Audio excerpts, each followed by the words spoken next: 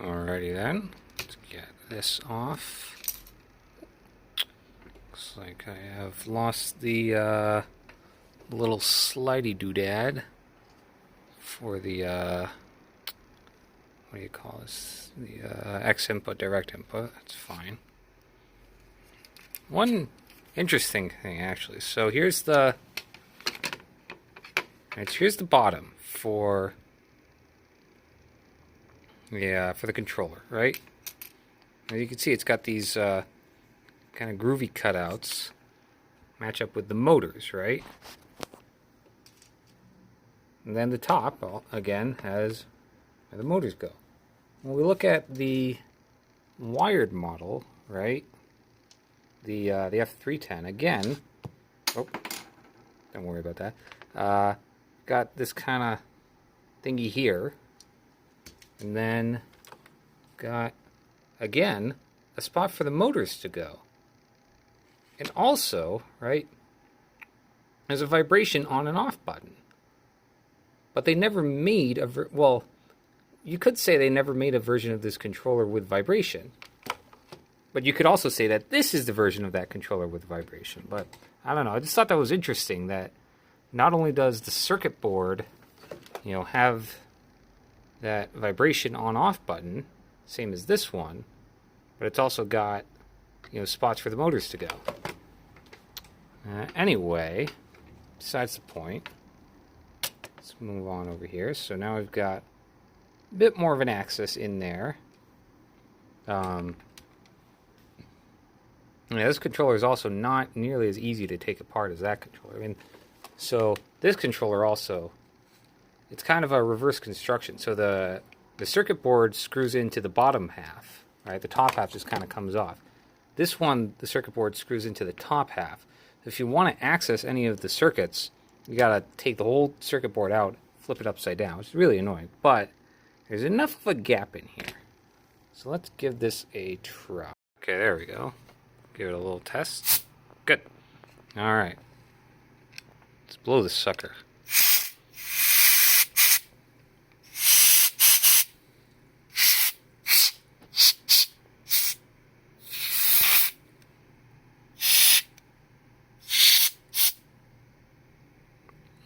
That should do. Not much anything else. Oh, actually, you know what I should do? Yeah, just have that like that and kind of blow down this way. Ooh.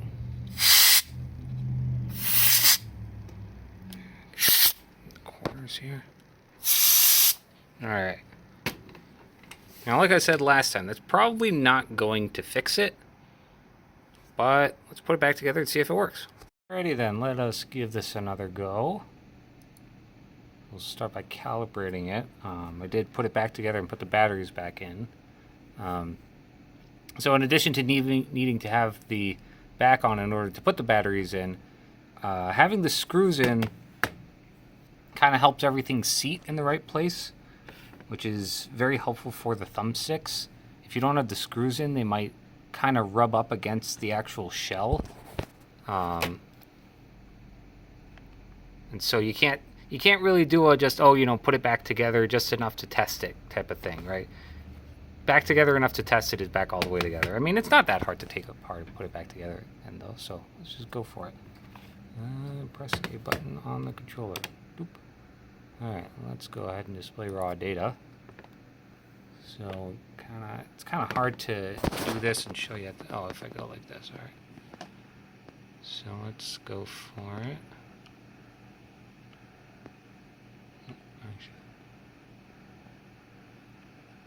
I want to hold it where you can see both the thumbstick and the screen. Alright. I want to test the left, right. Oh.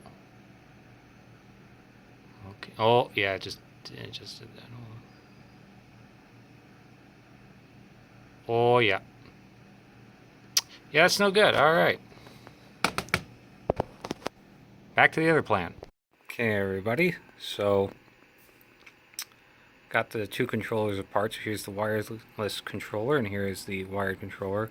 So you can see, so here's the bad thumbstick. I've already kind of messed around with the solder joints a little bit. But anyway, So as we can see, the pattern, you got 1, 2, 3, 4 big solder joints, and then 3 little ones and 3 more little ones for the actual sensors. And then this appears to be the button. I'll see if I could take it out without taking this out. It might be that the whole assembly is just kind of resting on top. That might not need to come out, but I guess we'll see. As we can see on the old controller, the pattern is the same. So we got 1, 2, 3, 4 big ones, 3 little ones, 3 little ones, and then the 4 for the button. So, got new, nice leaded solder, as as my brother, who's a very well accomplished electrical engineer, said to me, lead-free is success-free. So, it's that. I've got a new tool here, a desoldering gun. I did not have any good desoldering method before. I was trying to get it with just the soldering iron. That clearly did not work. The solder's still there. And of course, my soldering iron. It's 25 watts, so you know, not world's best, but with the new leaded solder, that should be just fine. So, you know, it would be nice to be able to watch me actually doing this process, but I can't. Well, soldering is really a three-handed job, and I definitely can't do it with one hand, since I gotta hold the phone. So, I'll have to put the camera down and come back later. Okay, everybody, so that's the bad thumbstick removed from the good controller. As I said, I'm not the solder guru, so it did take me, you know, a few attempts and, you know, some online guides and YouTube videos and whatnot to figure out the best method for using this guy. I did find that what works best is to have the, so actually at first what I was trying to do was I was trying to heat it up with the solder gun and then remove the solder gun, put the you know, desolder tool like kind of straight on and then suck it up. But the solder really doesn't stay liquid long enough like that. So I found another guide that says to kind of hold it at an angle, right, and have the solder gun or soldering iron on there at the same time and then suck it up. That worked a lot better. I mean, it wasn't perfect. Another guide I saw said that sometimes adding more solder helps, so that actually is something useful I found is sometimes if it got some of the solder but not all of it, trying to get the rest of it was really hard. So sometimes it's easier to just put more solder back on and then give it another attempt. It's a lot better at removing big chunks of solder versus small chunks of solder, because with a big chunk it's got more thermal mass, so it'll stay liquid for longer. And again, leaving the soldering iron on at the same time as the solder sucker also helps with that. So now I'm going to, and again, right, like I said, good practice, because this is the bad component. So I'm glad that I was able to practice on the bad one.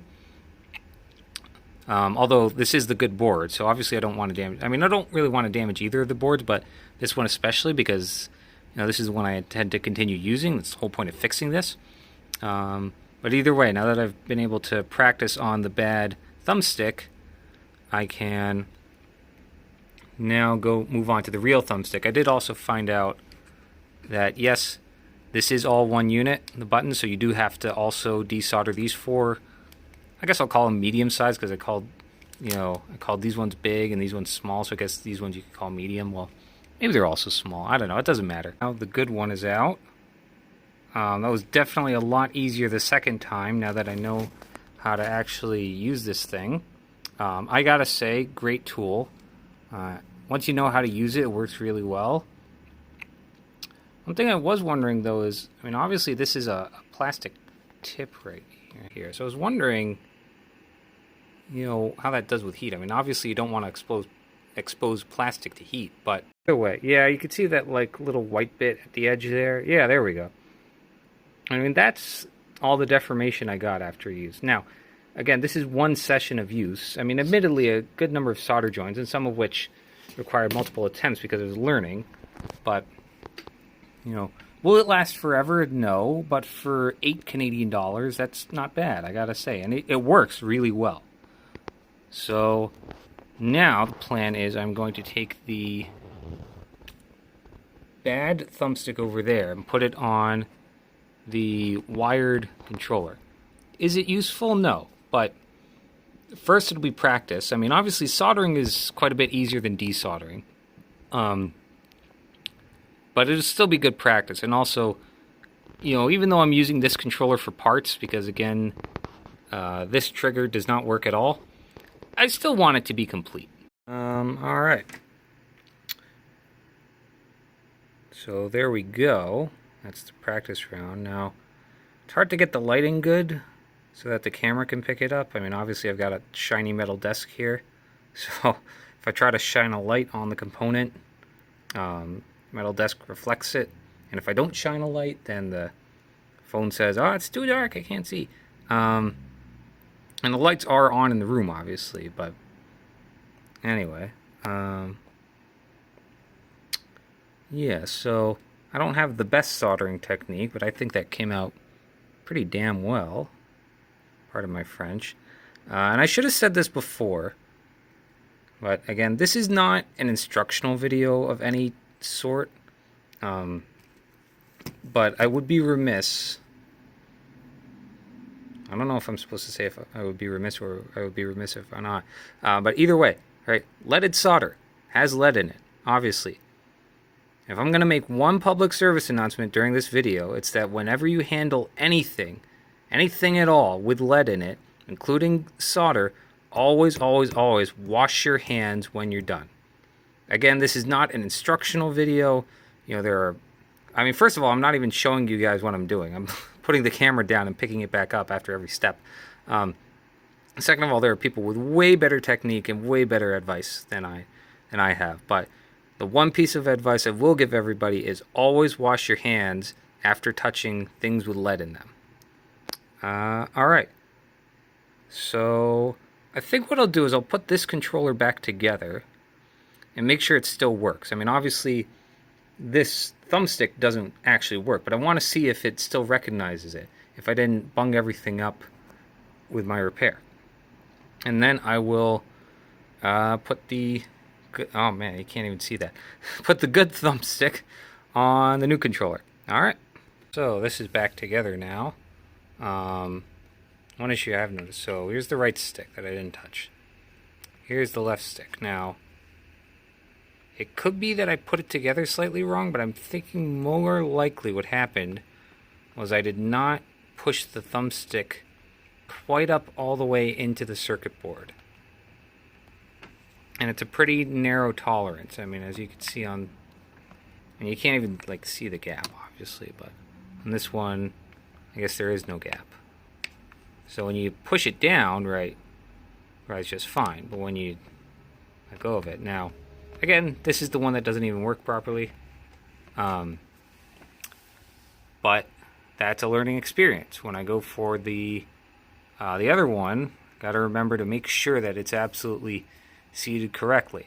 Because if that one's not good, I'm going to have to take it apart and put it back together again. So let us plug it in.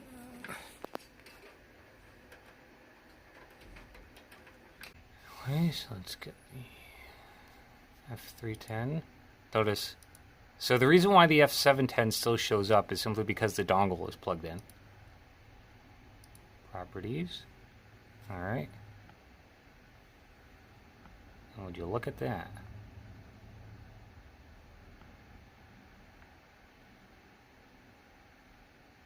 What's funny is it's like not doing it. Well, isn't that bizarre? Oh no, wait, oh it's...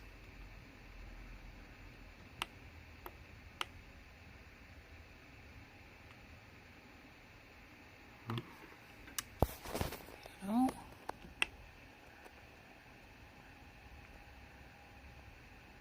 Oh, hang on. Oh yeah. That's still kind of doing it. Or is that just that it's...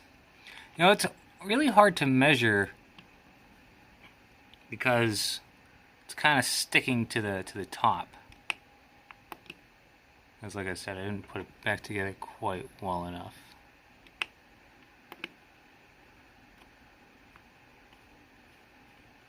But honestly,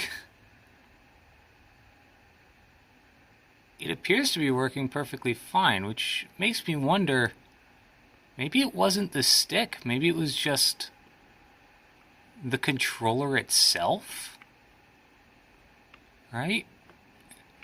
Because this is the bad stick on the other controller. It works well. It's hard to test because I didn't put it in correctly, but I'm not noticing anything. That was a little, maybe a little bit, but I'm really not noticing what it was doing before. Not really. Oh wait, well, it did that. It did it a little bit. So, well, hopefully, when I put the other stick in the other controller, it'll work fine. Hopefully. I mean, that was the whole point of this project. Alright. Alrighty then. Well, that, once again, looks pretty good. I mean, I gotta say, these do go pretty easily because this is such a large component that once you push it in there, it just kind of holds in with friction. Now, I did make sure to push it up all the way against the board. So if we tilt it here, we can see there is... Oh, you know what? Oh, that's right, because this one's backwards. And so we compare that to this one. Actually, if I pull the thing off, it'll be a little easier. Okay, so compare that one to this one, making sure not to the motor's off. Yeah, so that's... is it a little higher up? Maybe. I think it's about the same. Yeah. So either way, now I will put this back together.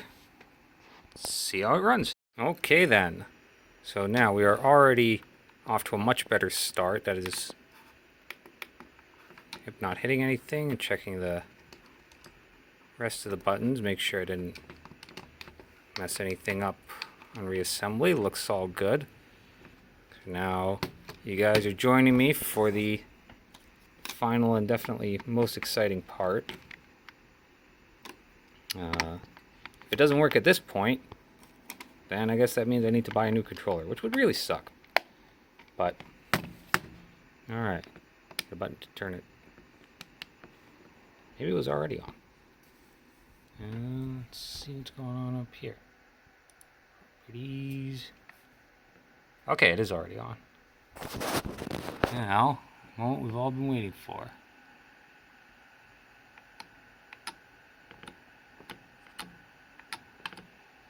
You know what? Let's go ahead and give it a calibration too.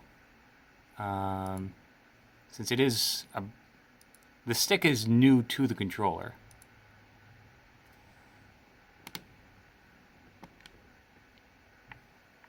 Our display raw data, obviously.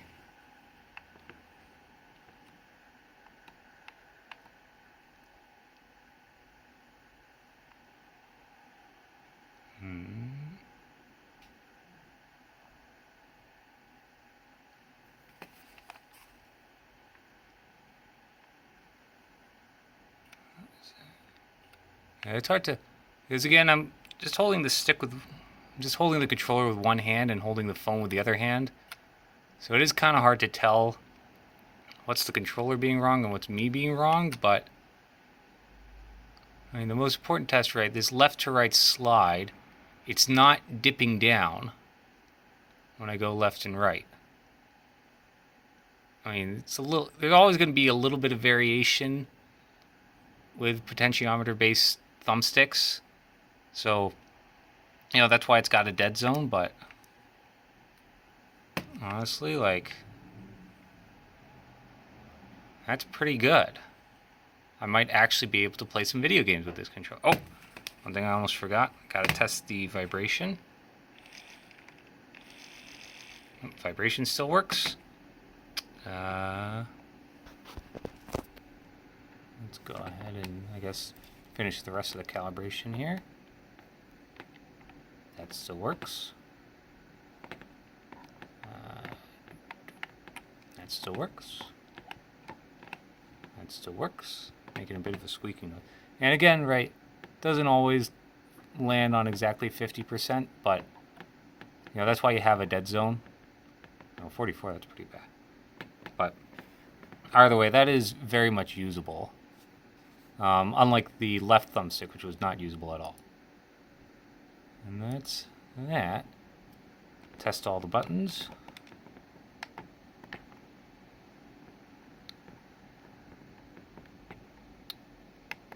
Ah, yep, that's the most important one because that's that's the left stick click, so that makes sure we did that correctly.